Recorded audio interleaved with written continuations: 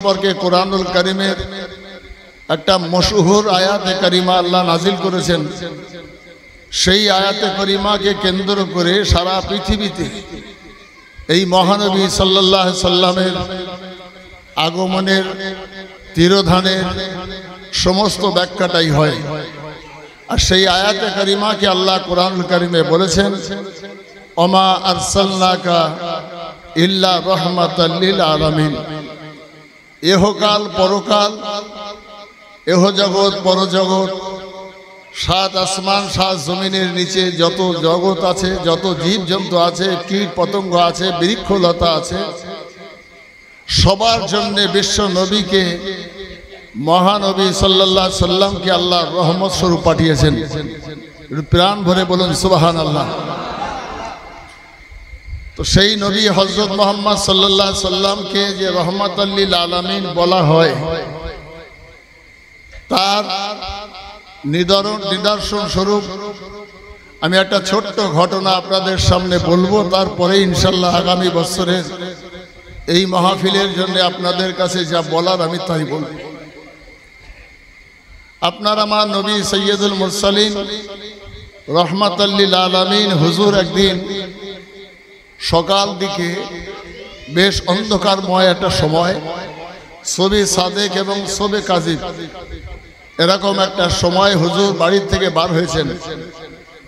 তো যাওয়ার পরে যেটাকে আমরা মর্নিং ওয়াক বলি এখন বর্তমানে, ঠিক এরকম একটা কাজ হুজুর হাঁটাচলা করছেন। একজন বয়স্কা মহিলা একটা মোটা গাঁটরি নিয়ে টানাহেঁচড়া করছেন, নামাচ্ছেন, আবার মাথায় তুলছেন, আবার কাঁকে রাখছেন, আবার নামাচ্ছেন। হুজুর যে রহমাতাল লিল আলামিন, সেই কথাটা প্রমাণ করার জন্য আমি ঘটনাটা আপনার সামনে তুলে ধরছি, যদিও আপনাদের হয়তো জানা। তো রাসূল আকরাম সাল্লাল্লাহু আলাইহি সাল্লাম সেই বৃদ্ধার কাছে গিয়ে জিজ্ঞাসা করছেন, বুড়িমা এই গাঁটরিতে কি? তো এতে সব সংসারের আসবাবপত্র, হাঁড়ি কুড়ি এটা সেটা আছে।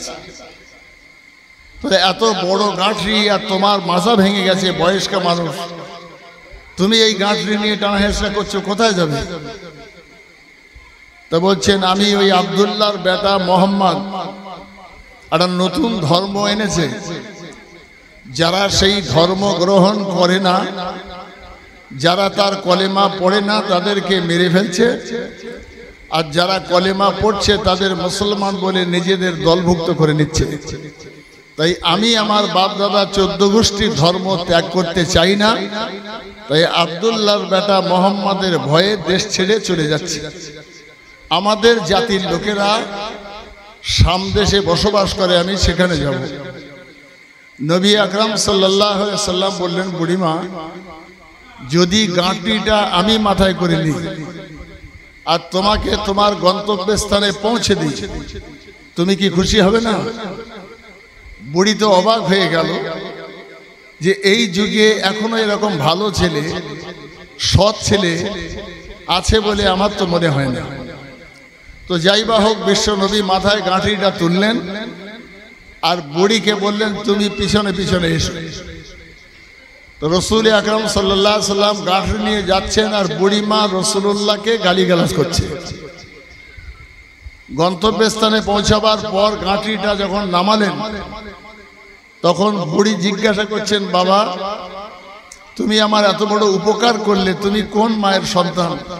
তোমার মা বড় সৌভাগ্যবতী যে এরকম একটা সুসন্তান দুনিয়ার বুকে জন্ম দিয়েছে। নবী আকরাম সাল্লাল্লাহু আলাইহি সাল্লাম বললেন, মা তুমি এতক্ষণ যাকে গালিগালাজ করছিলে, আমি সেই আব্দুল্লাহর বেটা মোহাম্মদ। আর একটু জোরে বলতে হবে। বুড়ি এই কথাটা শোনার পরে কাল বিলম্ব না করে রাসূলুল্লাহকে জিজ্ঞাসা করলেন যে আমি যেটা তাহলে শুনছি সেটা কি? কথা বুঝতে পারেননি? তুমি তো এই ছেলে, তাহলে লোকের কাছে যা শুনছি সেটা কি? তা কি শুনছো? যে মোহাম্মদ, তার পাশে গুন্ডা থাকে আবু ওমর, তার পাশে থাকে শেরে খোদা আলী, হযরত হামজার মতো দুর্ধর্ষ মানুষেরা কলমা না পড়লেই তো জবাই করে দেয়, এরকম শুনলাম।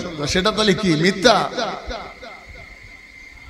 নবী আকরাম সাল্লাল্লাহু আলাইহি সাল্লাম হাসছেন আর বলছেন, মা আসলে যারা নারীদের মর্যাদা রক্ষা করে না, যারা সুদের কারবার করে, যারা মদের কারবার করে, যারা ব্যভিচারীর কারখানা খুলে রাখে, যারা জুয়া সাট্টা বসায়, যে সমস্ত মানুষগুলো সমাজকে শোষণ করে তারা নিজেরা সুখে থাকতে চায়, সেই মানুষেরা তাদের গদি হারিয়ে যাচ্ছে বুঝতে পেরে তারা পাগল হয়ে গিয়ে আমার বিরুদ্ধে এরকম রটনা রটায়।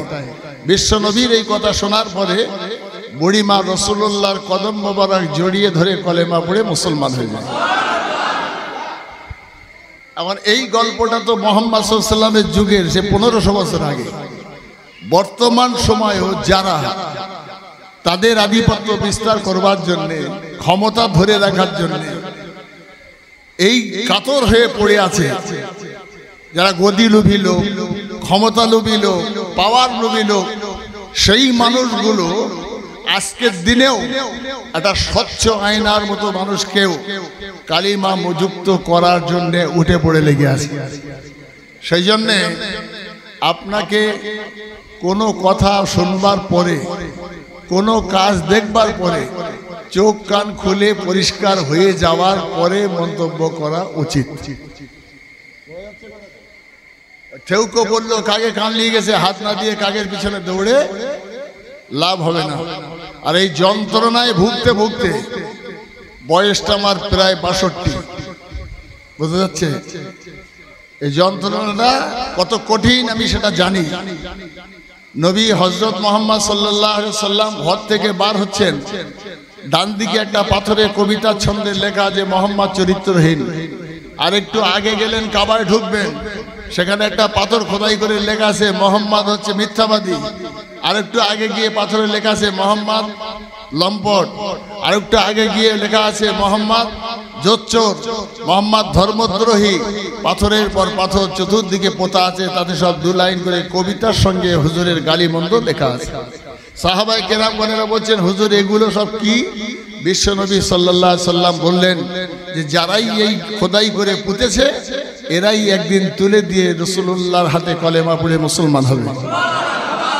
যারা এই কাজটা করছে তারা একদিন আসবে। কেন না? কোরআন বলেছে ওয়াকুল জাআল হাক্কু ওয়া যাহাকাল বাতিল ইন্নাল বাতিলা কানা যাহুকা। সত্য প্রকাশ পায়, মিথ্যা পদতলিত হয়, আর এটাকে আটকাবার ক্ষমতা পৃথিবীর কথা বলে না কারণ। সেই জন্য লড়াই সংগ্রাম করে ঘাত প্রতিঘাতের সঙ্গে মিথ্যা সত্য সবকিছু মাথায় বহন করে নিয়ে ধৈর্য ধারণ করে যদি এগিয়ে যাওয়া হয়, মহান আল্লাহ তাকে সাফল্য দান করেন। সুবহানাল্লাহ বলতে পারেন? হযরত মুহাম্মদ সাল্লাল্লাহু আলাইহি সাল্লামের মতো একজন চরিত্রবান মানুষ, নিষ্পাপ মানুষ, আসমান জমিন নয়, সপ্ত আসমান সপ্তম জমিনের সমস্ত কায়নাতের যাকে কান্ডারি করে পাঠানো হলো, সেই নবী হযরত মুহাম্মদ সাল্লাল্লাহু আলাইহি সাল্লামকে নামাজ পড়া অবস্থায় নাড়ি ভুড়ি এনে একটা উটের হুজুরের গলায় পরিয়ে দিলেন। পরিয়ে দেওয়ার পর হুজুর ঝপ করে মুখ থুবড়ে পড়ে গেলেন, সেই নাড়ি ভুড়ির ভার বহন করতে পারেনি। রুকু অবস্থায় যদি দেয় পড়ে যাওয়া স্বাভাবিক, কথা বুঝতে পারেননি? যখন হুজুর পড়ে গেলেন তারপরেই তো মশলাটা তৈরি হলো যে নামাজ পড়ার সময় রুকুতে যখন যাবে 2 হাতের 2 আঙুল দিয়ে একটু চেপে ধরবে, যদি কেউ এরকম কাজ করে তুমি যেন সামলে নিতে পারো। একটু জোরে বলতে পারেননি? একটা মশলা তৈরি হলো। আর এই একটা মশলা জানার জন্য এই মাহফিল কবুল হতে বিন্দু পরিমাণে আটকাবে না।